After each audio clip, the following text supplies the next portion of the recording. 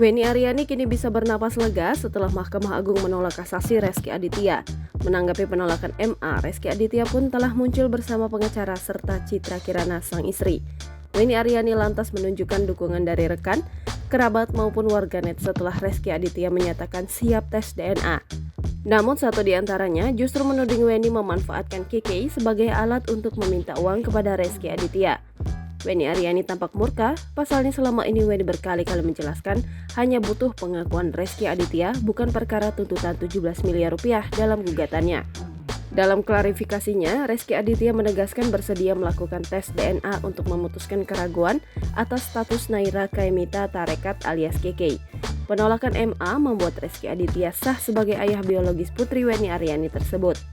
Sementara itu, Citra Kirana mengaku berat menghadapi masalah Rezky Aditya selama 2 tahun terakhir ini. Namun, bintang sinetron tukang bubur naik haji tersebut mendukung keputusan sang suami untuk melakukan tes DNA.